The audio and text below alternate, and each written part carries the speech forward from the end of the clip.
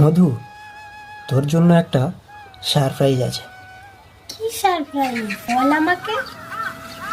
কবে থেকে বলছিলি পুরনো রাজবাড়িতে নিয়ে যেতে, আজ তা ঠিক করেই বেরিয়েছি। ওহো, অনেক দিনে একটা ইচ্ছে পূরণ হলো। কিন্তু আমি শুনেছি ওই বাড়িটা নাকি অভিশপ্ত। রাত নামলে ওখানে নাকি বিদঘুটে সব আওয়াজ হয়। ভূতের ভয়? আরে, এ যুগে সব কিছুই নেই। তুই চল তো।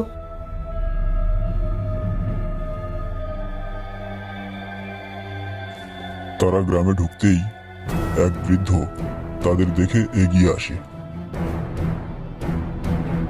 দেখো বাছারা, তোমরা যেখানে যাচ্ছ মানে রাজবাড়িতে যেও না।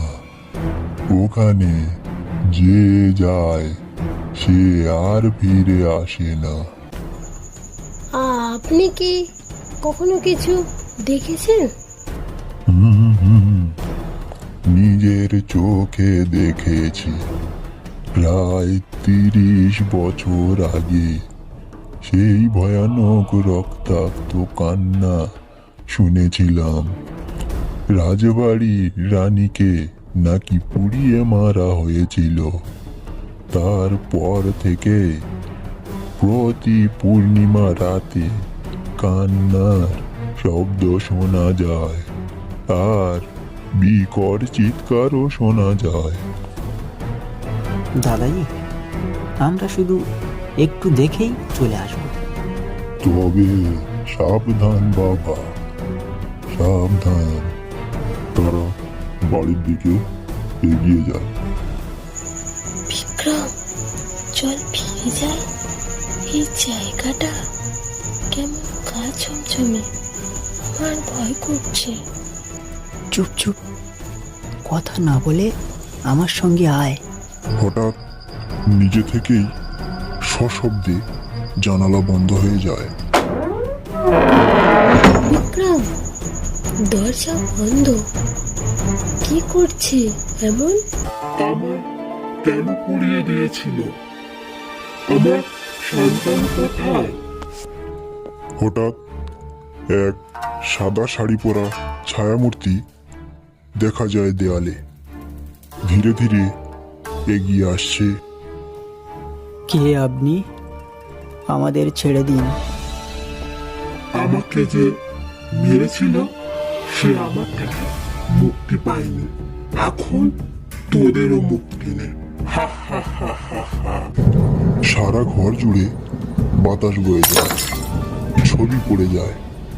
হঠাৎ করে মধুর গলার স্বর পাল্টে যায়। আমি রানী চন্দ্রাবতী। আমার রক্ত এখনো এই মাটিতে। ওরা আমাকে পুড়িয়ে মেরেছে। মধু, তুই এসব কি বলছিস? আমি মধু নয়, আমি রানী চন্দ্রাবতী। আমি প্রতিশোধ চাই না, আমাকে মুক্তি দাও। পরের দিন সকালে গ্রামের লোকেরা সব জড়ো হয়। রানীমা, আমরা দোষী। আমরা জানি না সেই অন্যায়ের বিচার হয়নি। আচ্ছা রানীমা, আমরা আপনার জন্য কি করতে পারি? রাজবাড়ির পিছনে বাগানে আমাকে পুঁতে রাখা হয়েছে।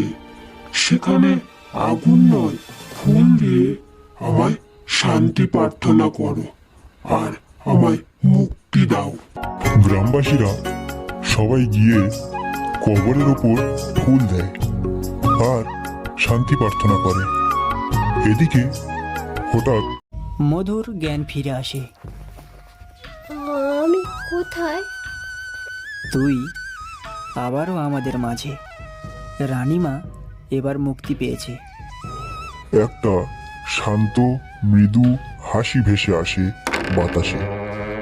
রাজবাড়ির জানালা হালকা খোলে। বাতাসে শুধু একটাই শব্দ ভেসে আসে, ধন্যবাদ।